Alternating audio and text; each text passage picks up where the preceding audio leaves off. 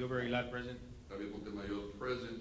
We do not have a quorum present, but let the record show this workshop has been duly called and that notice of this workshop has been posted in accordance with the Texas Open Meetings Act. Will everyone please rise for the Pledge of Allegiance?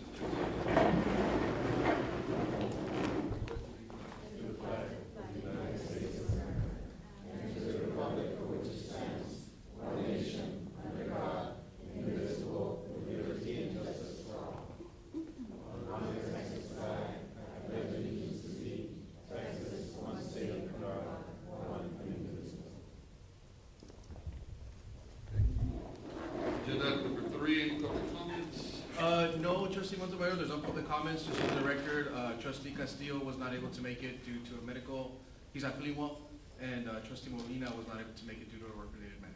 We ask you to excuse. Thank you. Agenda item number 4, information line A, Ignite Summer Leadership Summit Student Presentation.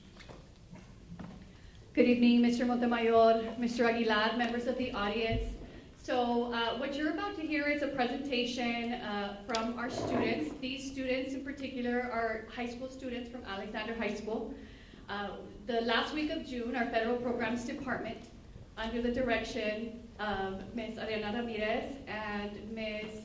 Sara Hernandez, our Federal Programs Coordinator, they were engaged in a leadership summit for an entire week. And so what this leadership summit does, so guys, if we could have you in front of the podium and you'll face the board.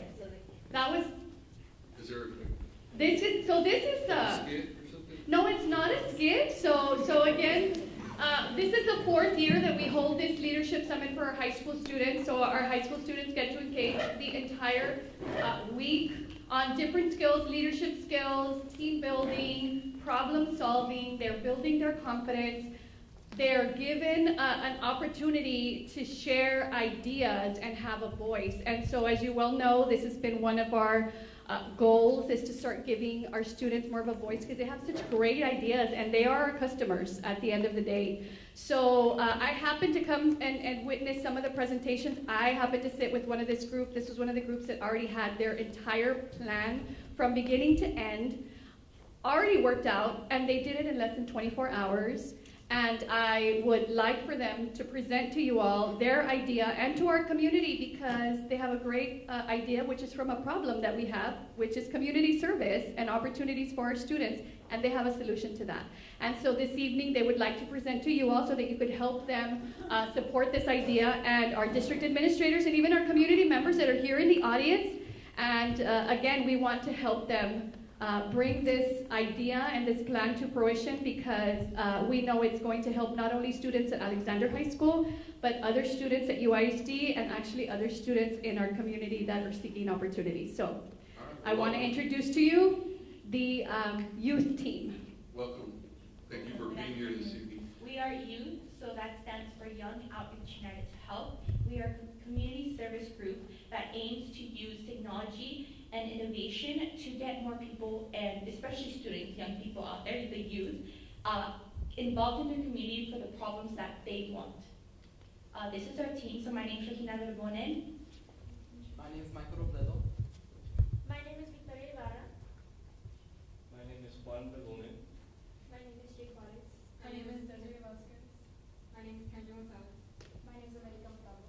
My name is Asha Medina. And we are 12 students. Not everyone was able to make it, but the rest are on the board. And we got to, in the leadership program, build this. We came from 12 students, so getting 12 people to agree on something, we need to achieve and find a problem in our community. So what we ended up doing as youth, we wanted to completely take the roadblock of community service. So we wanted to find the core issue to why kids and young people like us aren't doing as much community service, because we've seen it in Alexander United, all the UISD schools, that it's mostly donations, right? And we wanted to find the core root, right? Because our thinking with 12 people, we all thought and we all cared about different community service. So some of us cared about nursing homes, some of us cared about environmental issues, some of us cared about a lot of other issues. But the core thing is that we all cared about something, right? The core thing is that we all cared about community service. So why weren't we doing it? We couldn't get 12 people to agree on a certain issue. So we said, let's find the core issue and see what we can do, right? And with that, our core issue is the roadblocks that comes with trying to do community service, especially with the technology now. Because we wanted to make it easier that you can just click on a button and you're done with whatever you want to do. Our problem is that many young teens struggle to find community service hours due to limited opportunities, because including organizations like LAPS, you have to be over 18. Our organizations often prefer older people, experienced volunteers. These challenges make it difficult. We also wanted to take the roadblocks of trying to find opportunities, signing up, and just trying to log in. According to an article by philanthropy.com from September 2020 to 2021, less than 1/4 of Americans aged 16 and older volunteered for an organization or association. As per the survey, this is down from 30% in 2019 and from 27.6% 20 years earlier. A decrease in formal volunteering is costly to the nonprofit world, as work previously done by volunteers must be handled by paid staff or may not get done at all. Giving to nonprofits also suffers, as people who volunteer are likely to contribute money as well. This decline was in the works before the pandemic. Despite ongoing efforts to reverse it, scholars such as Harvard University's Robert Putnam have called attention to stagnant or falling participation in elections, social clubs, unions, and other groups, as well as in charitable giving and volunteering. If this trend continues, it could also have a significant impact on modern-day Americans. To tackle this issue, our team has successfully created a website where individuals can sign up for volunteer days at local elderly homes, hospital, and recreational centers. This innovative platform aims to make community service opportunities more accessible to today's society. We are utilizing social media to effectively notify people about upcoming community service opportunities and inspire them to get involved. The organization benefits are truly heartwarming by avoiding the community and reaching its goals. We have the opportunity to connect with numerous students to valuable opportunities. Potentially raising the city's graduation rate and provide students the opportunities such as earning the Congressional Award. Not only will this help those who take action, but will also help the elderly who live in these nursing homes.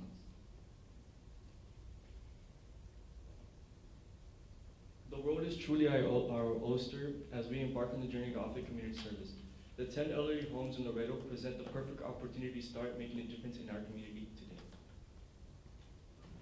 Moreover, places like Gateway Community Health Center offer endless possibilities for impactful contributions. The sky is the limit here. So this is our Instagram, and now we will be showing our promotional video.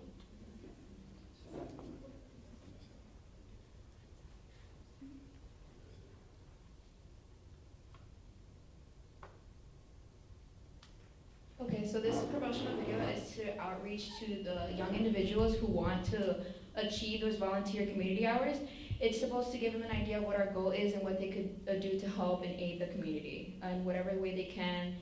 And yeah, so they want to help the volunteer process be easier, and it's going to be way more helpful because with an innovative more platform, it'll just be easier to find and collect and volunteer those hours.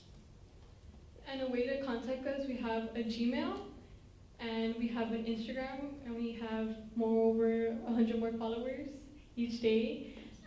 And we have our promotional video on our Instagram too. And we also have our website that right now it's almost there functioning, but it's like a little bit of a prototype.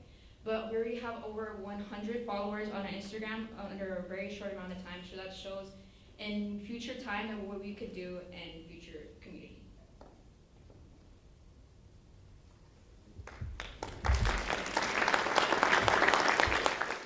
So overall, our goal with this is that we were 12 kids in this project, so we knew that we weren't going to tackle everyone's issue unless we figured out the ground for all of us, right? So with this is that we want to use innovation and technology, because what are kids good at? Technology and online, right? So with our website, you can actually go on it. We have our QR code at the end of the meeting if you want to go on it. You can sign up for our newsletter. We'll make it easy for you to go, scan your hours, get your hours, find the volunteer opportunities. We've already had numbers of Gateway Community and others wanting to be part of the youth because they need volunteers. We need them, they need us. So we are already taking initiative because we wanted this to be simple. We wanted this to be something that we could do. We wanted this to be something that all 12 of us can take action and that we don't really necessarily need help of other people. We can take initiative. Obviously, along the way, we will end up needing help, but we want, motion, because for change, we understand that it needs to be little steps. So with this innovation, we are trying to take little steps that lead to our big actions. So thank you.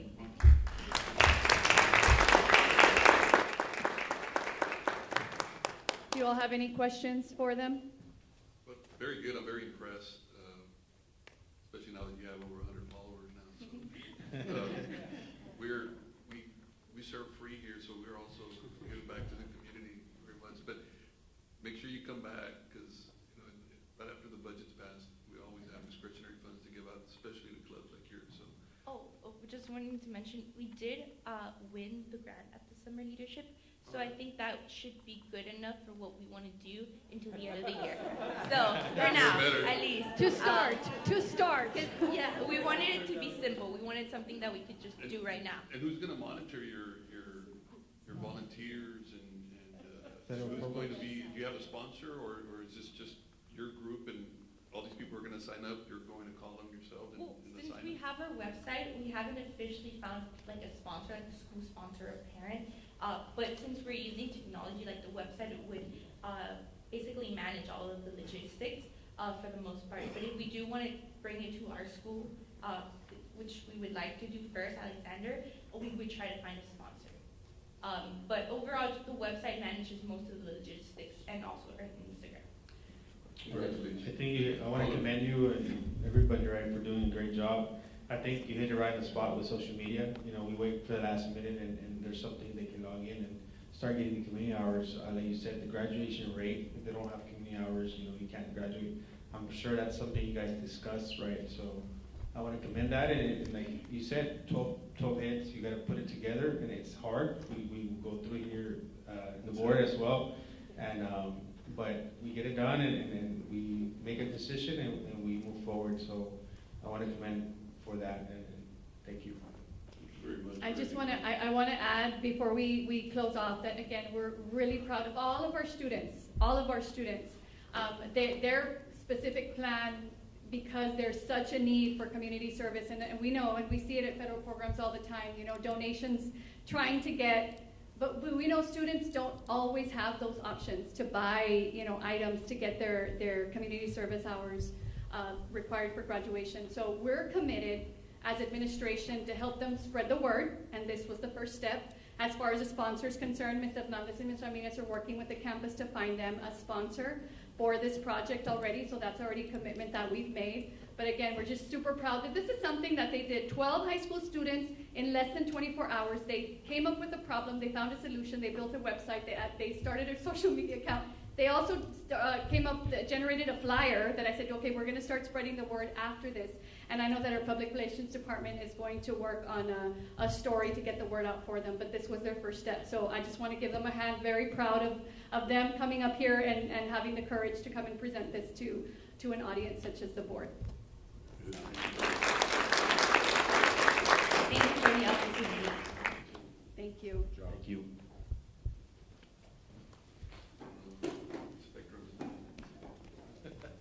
Agenda item 4B, discussion regarding the possible implementation of the UIZ Management Initiatives Program to facilitate efficiency and effectiveness. Yes, Trustee Castillo was one of the sponsors for that item. He requested that it be pushed to the next meeting because he was going to be out ill today. So we're going to push it for August?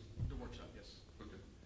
Agenda item C, 2023 delinquent tax turned over to the delinquent tax attorneys for collection. Good evening, board members, members of the audience. My name is Elizabeth Garza, tax manager. I'm here to provide notice that on July 2nd, 2024, the United ISD Tax Office turned over the 2023 delinquent taxes to the delinquent tax collection firm of Castillo, Reyes, and Del Rio Law Group. The outstanding balance of current year taxes, 3.6 million, prior year taxes, 4.3 million, a total delinquent tax of over 8 million. Any questions? No, ma'am. No, thank you. Thank you. D, notice of grant applications that may be submitted on behalf of the district. Good evening, board members. I'm here to give you notice about 2 grants we're going to be submitting on behalf of the district. The first one is in conjunction with the Career Technology Department. It is the Perkins 5 Strengthening Career and Technology Education for the 21st Century Grant, and it's in the amount of over $500,000.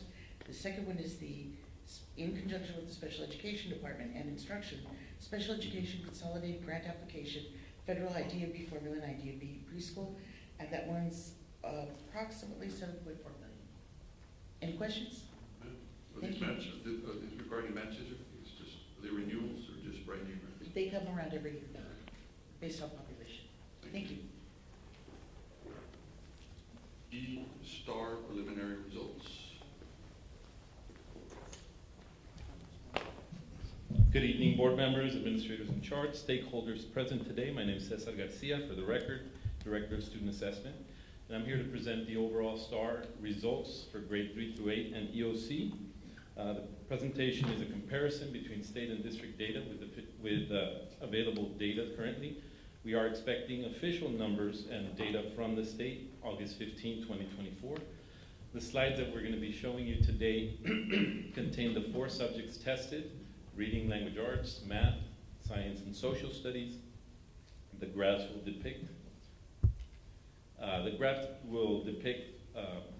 the performance, the grade level. The grade part of the graphs depicts the students that did not meet standard.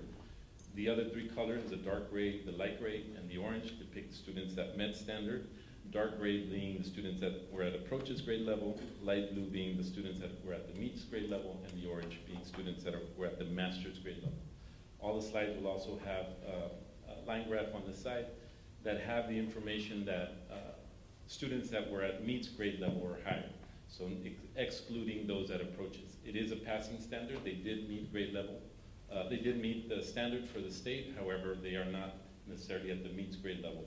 That would be the meets grade level or master's grade level. So here we have the ARLA, grades 3 through 8, English 1 and English 2, all combined.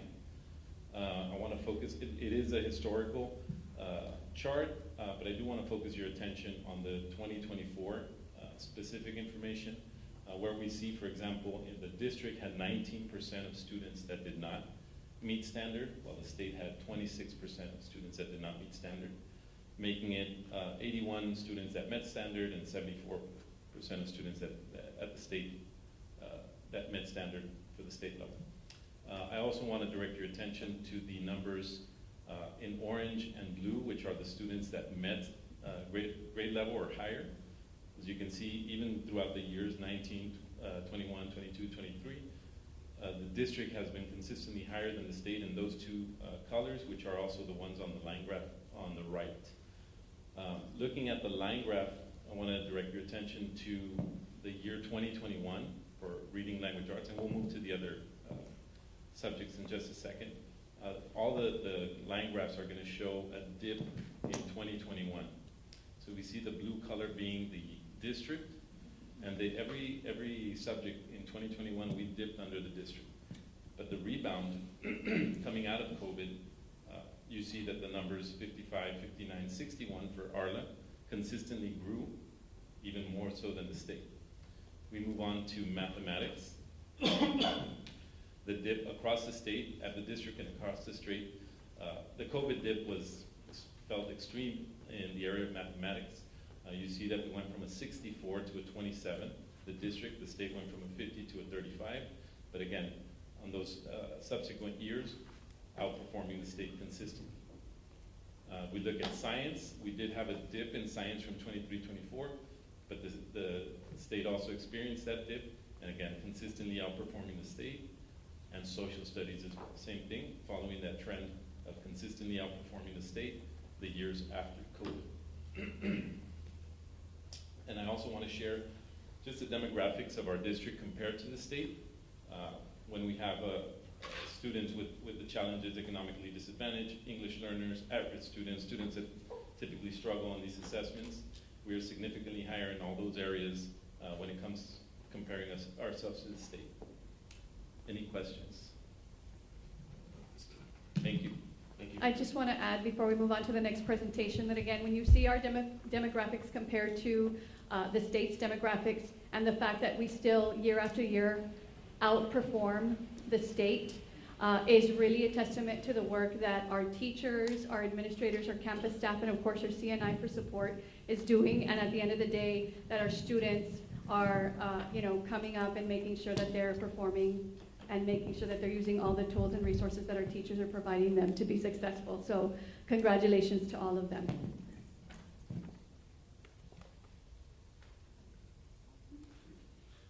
Right, F is HB3 Goals, Annual Report 2024 Performance. Good evening, board members, administrators in charge, and members of the audience. My name is Cindy Rodriguez. I'm the Executive Director for Elementary Ed, and I'm here to present to you the House Bill 3 goals, as we do every year. This is based on the data, our STAR data for this past school year. And so, I don't know, can you bring that up a little bit?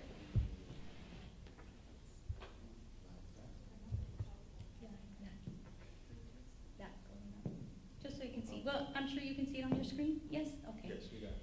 All right. So this is something that the state requires us to do. We set our own goals. These are not goals from the state. They're ours. And they have remained constant despite changes that the state has made in the tests. We have remained constant with our goals. And so you see when we first started, our baseline year was 2021. So we start off with reading. Our goal was to increase from 31% to 49%. This is at meets. And if you look at 2024, our goal was 44%. As a district, our elementaries surpassed that at 59%. And you can see that under 2024 performance. Not sure if I go this way, it's gonna, oh, okay. So at the top then, you can see the math. We started off at 20%. And if you look at the 2024 goal, it was 38%, and we surpassed, as a district at the elementary level, 45%. Then in this next slide, you can see all of our campuses in the United Feeder Pattern have surpassed their goal, and that's why they're all in green. So all campuses there surpassed the goal. Then in the LBJ Feeder Pattern, again, you see all the green under the reading, and then in the math, I don't know if you can do the bar at the bottom. You can see that you're going to have Juarez, Lincoln, and Centeno. Yes, falling a little short, yeah. Yes, much better, thank you. So Juarez, Lincoln was 2 percentage points away. We have some work to do there in the math. We kind of expected that with the changes that we saw. We did have 8 different question types that we did not expect in math. And we're already addressing that. We already have a plan for that, and you'll see that in a minute. So now we look here on the left, and again, you have all the campuses meeting their goals for reading. In math, however, we have Gutierrez Elementary 2 percentage points away from meeting the goal, and you have Santos Elementary 6 percentage points away from meeting the goal. Then we go on to the United South feeder pattern. And in reading, you have all your green, except we have Bonnie Garcia and Killam Elementary that missed it. Killam Elementary was only 2 percentage points away. And then under the math, we have Cuellar Elementary, Garcia Elementary, Killam, and Salinas that we still need to work with the math. And again, these are the goals that we set for them.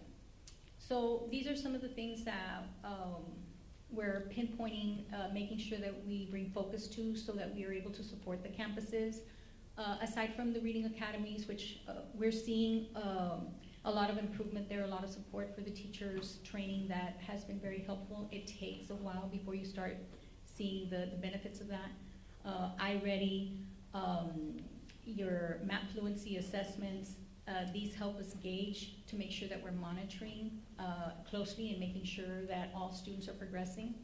We have scheduled trainings for our teachers to make sure, for all our teachers, to make sure that we're meeting the mark. We have benchmarks and checkpoints to help us with that. Professional development of research-based learning platforms. These are like your iReady, your iExcel, all the programs that we have out there for them. Making sure that our teachers are well trained in that. Magnetic reading. This we will see the fruits of the teachers' labors, right? This past year, using that magnetic reading program. So we look forward to that with our third graders this year. And we have scheduled PLCs with our special population administrators, our SPAs, right? To make sure that they are the point of contact, they have the expertise from CNI, they're now going to be infiltrated into the campuses, and so definitely that will be something that we're really targeting to make it work for us. Progress monitoring systems to make sure that everybody's implementing, and identifying the delivery of instruction support specific to the campuses that you saw. We had the 2 in the ELAR, and we had the 8 in math that we're going to target, right? So we're identifying the different areas.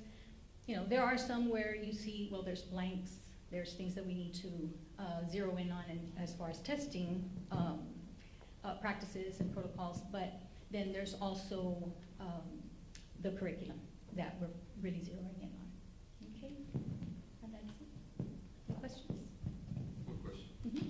So, like, your goals, let's say for Bayard Elementary, were 38%. That is 38% of the test takers? For all the... In third grade. In third grade, okay. In third grade, yes. State. And it's at a meets level. In other words, those that achieved meets. So it's not just your passes are not, we're not looking at approaches, we're going to meets. And that's why you see that. Right, I can see Met did not meet. Met did. I'm looking at the... I just, well, what's your name? Like, for example, in United South, you have Freedom Elementary at 77%. That's like way high compared to everybody else. What do you think is the difference from there? I know they have a great school running. I can't vouch for that, but I'm just, what can we put together? There's different things. When you start looking at the data, we set aside whether it be attendance issues with the students. We've seen a big difference after COVID, right? But those are elements that we have no control over. So we focus just on the content.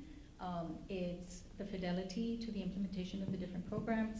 And then sometimes, quite frankly, I can give you an example, a specific example like Bonnie Garcia.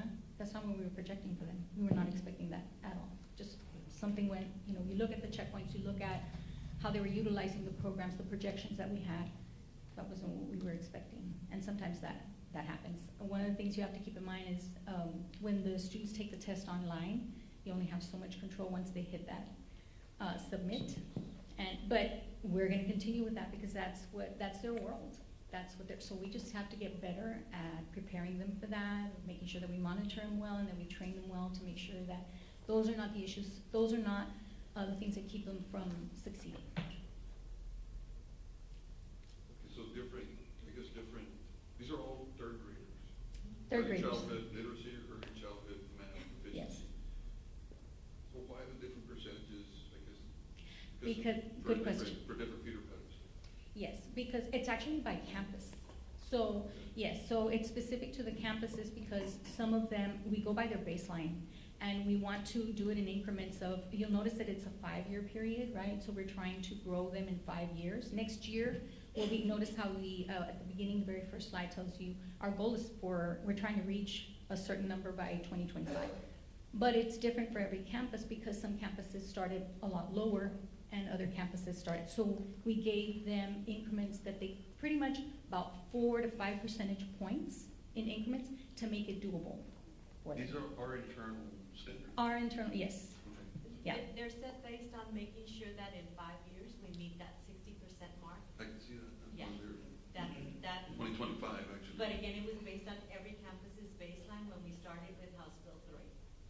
So we will bring updated goals next year so that we can adopt those goals for the next 5 years. So, third graders, do they STAR test or anything? Yes. Yes. This is based on their STAR Oh, these are the assessment scores, yes. I thought these were our internals.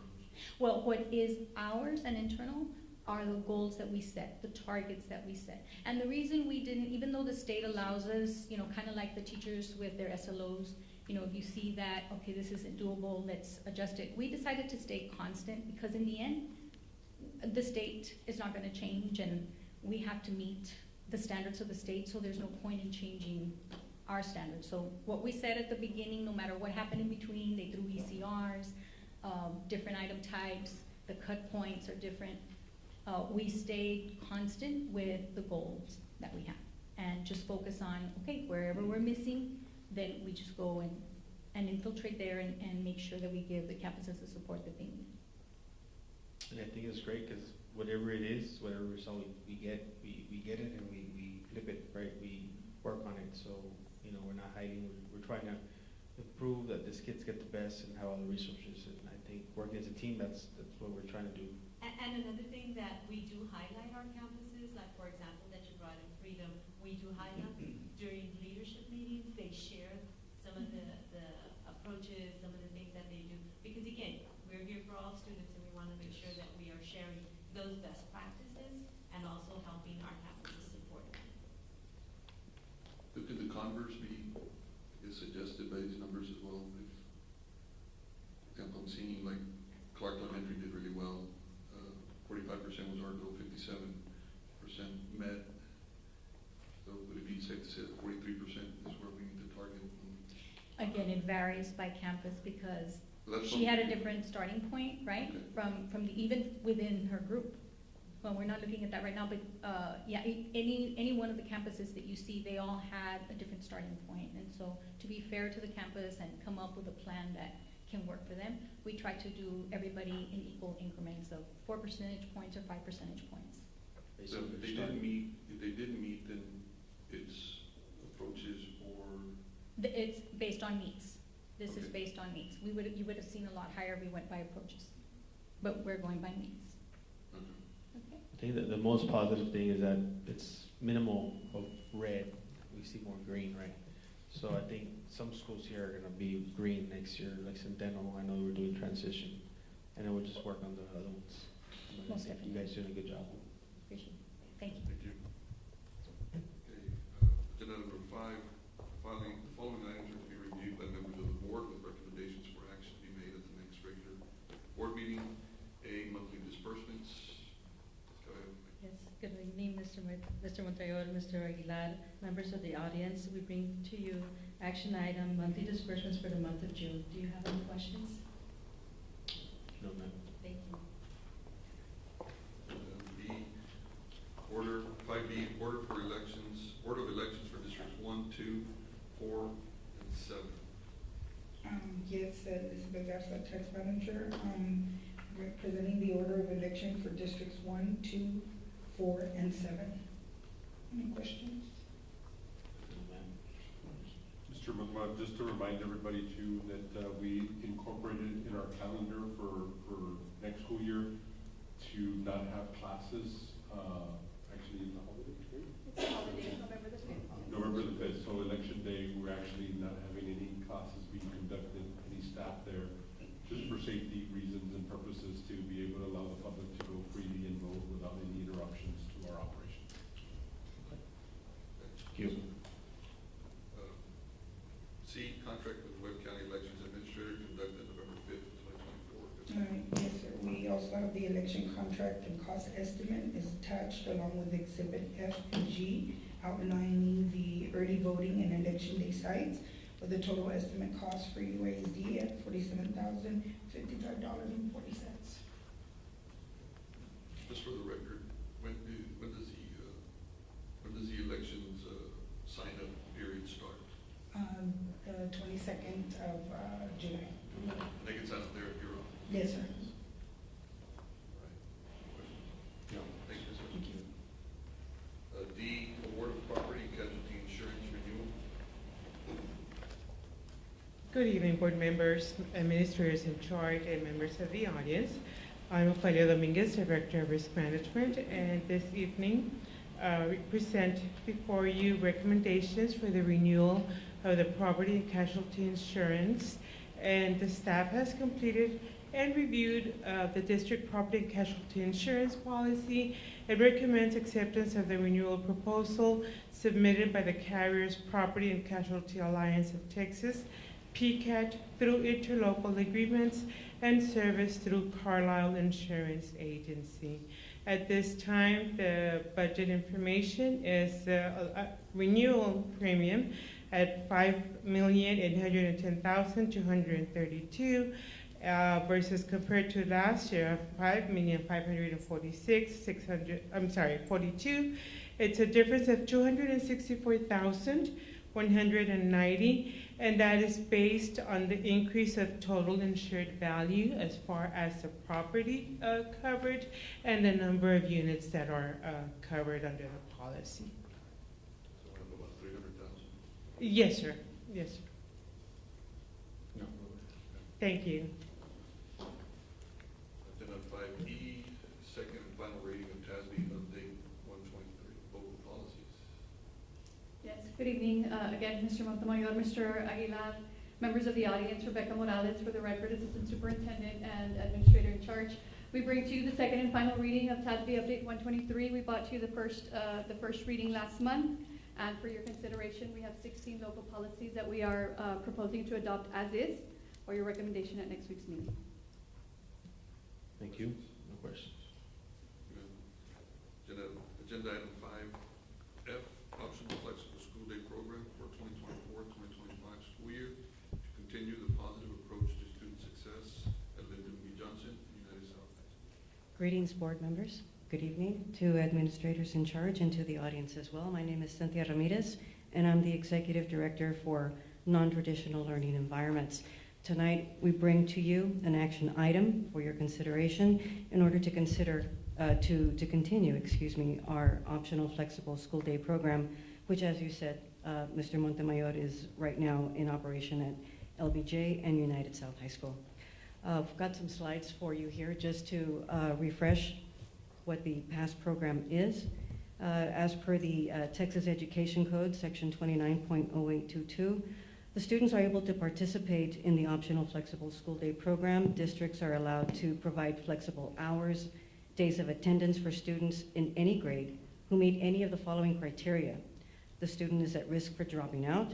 The student is attending a campus implementing an innovative redesign with an approved campus turnaround plan in accordance with the TEC. A student is attending a community-based dropout recovery education program. A student is attending an approved early college high school program. And a student, as a result of attendance requirements under TEC, will be denied credit for one or more classes in which the student has been enrolled. If we go on to the next slide, we go on to TEA requirements. Our first requirement is to be presented to you, to the school board, for approval. We also submit an application citing intent to participate with a narrative citing specific needs of the campus, which will require the signature of the board president. And the program will be evaluated annually for TEA by approval. Going on to the next slide, you see the positive approaches for student success from the past program. The students will utilize the school's personal learning platform. We call it Schools PLP, which is the online platform where students recover their lost credits. One teacher will provide remediation on concepts and skills in a small individualized setting with special ed support if needed. Progress monitoring will occur between student, parent, and PASS committee to ensure that students are making progress. Upon completion of the program, students will be transitioned back into the regular school setting and/or provided guidance for post-secondary school opportunities. As far as the program goals are concerned, they include provide students experiencing a hardship and unable to attend school during regular hours the opportunity to attend school on a more fixed or more flexible schedule. Provide students an option to recover credits lost in or in jeopardy of losing, and facilitate instruction for students through an alternative approach for learning, and also reduce the number of students who drop out of school due to credit loss and or absences. Now, students eligible have to meet these next requirements, as you see. They have to have lost one or more credits. They must be vetted because of existing hardship conditions outside of school. And they must be students who need small and individualized instruction to recover these credits in more than one course. The benefits, they have individualized instruction. The courses are self-paced. There's progress monitoring to ensure that the students are making progress. It reduces our dropout rate, it improves attendance, provides them with a flexible schedule, such as in the AM or PM blocks as you see available. The last slide gives you last year's 2023-2024 data for the past programs. You see there the total number of students enrolled in both of the high schools, LBJ and United South. And going down, you see the number of students who met those graduation requirements. Let me just say that under LBJ, you see they started with 12. They had 7 students who met graduation requirements. The remaining 5, of the remaining 5, I believe 3 were juniors and 2 were sophomores. That's why you see that difference in number. And at United South High School, 2 out of the 4 did not complete the program. Those 2 were juniors and sophomores, or? No, they were seniors, but they did not finish the program for, I guess, personal challenges. Yes. Okay? Yeah, just to add on that, I think the non-traditional, I know we've been talking about it, but it's something I think for the future, I think we can expand and it'll help us, increase our attendance, and that's really what, try to sell the district that this is the best district to be, right? And I think that's, our next step, and I think we have a team in place, and it just, anything we can do as a board, I think we're ready to support that as well. Yes, sir. Thank you very much. Agenda item 5G, equipment transfer for students. Hello, good evening, board members, Hello. administrators in charge, and members of the audience. I'm Laura de los Santos, Executive Director, Special Ed. I'm bringing this item, recommendation to approve the transfer of 3 assistive technology devices to 3 of our students who graduated this past May. These are graduating students. We're asking that you approve the transfer of their assistive technology devices. Is it iPad? Yes, all 3 are iPads. They have different applications that the students use iCamera. throughout, yes. Any questions? No Thank you. questions. Agenda item 5H, DMA local required professional development. Good evening, board members. Emma Deza, Associate Superintendent for Curriculum and Instruction. We bring here to you today the professional plan for the 24-25 school year. Just wanted to let you know that we are aligning our plan to the goals that have already been adopted by the board, and also to the United Cares, making sure that we are meeting the needs of our teachers and our administrators. So to start our professional development plan, we broke it up into 6 areas. I will cover the first 3. We must meet DMA local. We have to meet the clearinghouse recommendations by the State Board of Education, and we have made sure that we do meet those requirements, and that we also have a professional development calendar for our employees. So to begin, the first change that we have for this year is the campus professional development teams. Again, with the restructuring for CNI, and moving now 18 of our coordinators from CNI and 2 from technology. They're going to be designated at the elementary as part of the teams for professional development. So what we will be doing as a district is we will be hosting the professional development with these teams, the designated team from elementary, from middle, and from high school, and then they will turnkey training at their campus level. So this will allow the campuses to also make sure that they're meeting their individual campus needs and working again with their teachers. So it'll be housed at the campus. We've already met with the principals and explained our processes for this year. So that is one of the biggest changes that we will see for the 24-25 school year, making sure that we're turnkeying all of the required professional development. Also in our leadership series, and sessions, we have sessions for our campus principals. We meet most of these through our monthly leadership meetings. We cover all of the legal and administrative updates, and as you know, we're going to be going into a legislative session. So we're making sure that we're meeting providing all of the information. Another thing that we're doing this year is we have streamlined the scope and sequences and also the resources that we are using. We're focusing this year on visible learning, which we've already started with our campus principals, with iReady, growth for reading and math. So we also expect to see in those House Bill 3 goals to meet those goals, because we are going to be monitoring every 6 weeks that the students are on the program, and we are monitoring their growth. We're also continuing to provide the Texas Teacher Evaluation Support System that is directly aligned to TIA.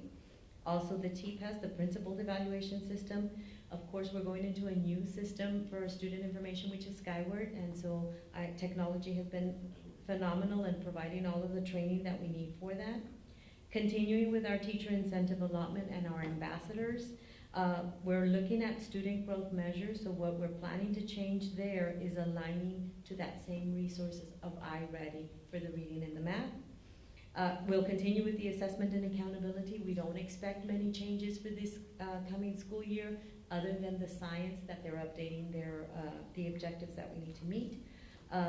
We're also, with the new system, looking at the multi-tiered system of support, or MTSS. So we will be focusing with our academic coaches on that area, and then continue with streamlining all of the special education and 504 processes. So we're trying to make sure that our teachers are not overburdened with paperwork and meeting the needs that we have for our campuses. So that's the professional development for our principals. For our assistant principals, this year we are bringing in a new plan, because we would mostly have our principals turnkey the presentations to our assistant principals. This year, again, with the flexibility of having more assistant principals at the elementary campus, we can pull them out in sessions, and we're going to have our first session with all assistant principals and special population administrators under the United Transformational Leadership Program with Dr. John Barker. He's going to host 3 sessions, and then at the district level, we will host an additional 3. Again, keeping that focus on visible learning, iReady, T-Test, TPAS, Skyward. So we really want to keep it focused this year to make sure that they get all of the support that they need. And lastly, we are visible learning. We had Dr. John Hattie present June the 4th to all of our administrators, and also to some of our lead teachers from the campuses. So that's why we're aligning that learning material of visible learning. This is outlining the best practices that we have for student learning, and then also with iReady, because they're also partnered up to make sure that we are providing the information for our principals. Good evening, Mr. Montemayor, Mr. Aguilar, Celia Taboada, Director for Staff Development and Library Services. Good evening, everyone. I'm here to present the second part of this presentation, and what you're seeing here in this slide is a chart that provides a series of mandatory trainings that our staff needs to complete throughout the year. Technically, they do have till the end of the year to finish these modules. However, we do specify dates that they are on contract. So these trainings are available online for our teachers to start or for our staff to start working on them. But they do have designated time throughout the year to finish these modules. And we also have some optional modules that are assigned to them. And again, like I mentioned, these are modules that are assigned throughout the year, and they have the whole year to complete. The following thing that we have, the following slide, we are very happy to report that our campuses will be ready to implement Skyward under the direction of Mr. Perez. So we're very happy that throughout the summer, our staff have been coming to trainings, and they will be ready for full implementation of Skyward. We also continue with our platform system, which is OmniTrack. OmniTrack is an LMS system that we use to track our sessions that are provided to our employees, and they also provide a tracking system of their CPE hours. And additionally, we provide a campus matrix for our principals so that they can continue communicating the trainings that are being offered at the district and state level. And of course, this is our staff, and I also want to come before you to thank you for the support. Additionally, we got a new member last year. Her name is Esmeralda Cortinas, and her main focus was working with our new teachers. This year, we're very excited to add Dr. Liendo to our team. She'll be working very closely with Mr. Canales and his team and Ms. Arambula on the certification process for our teachers. And so this is what we have this year. Again, we're very excited. We continue growing and we're continue promoting and supporting our teachers. Any questions? Thank you. Thank you. Agenda item 5I, awarding bid proposals, qualifications, and extensions. Good evening, Mr. Montemayor, Mr. Aguilar, administration staff, Cordy Jackson for the record. We have the following for your consideration: RFP 2024-005, drug and alcohol testing and physical examinations. The recommended vendor for sections 1 and 2 is Vital Med as a primary vendor and Laredo Examiners as a secondary vendor. For section 3, it's Vital Med as a primary and Laredo Examiners as a secondary. RFP 2024-006, repair of services for a district-wide white fleet, and it's the recommended vendors listed. Can you go to that summary? And then RFP 2024-006, security officer services. The recommended vendor is iView Investigation and Security. And then we also have 15 renewals for your consideration. Any questions? Thank you. Just wanted to wish Ms. Jackson a very happy birthday today. Happy birthday. She refused to take the day off. So. Wellness Day.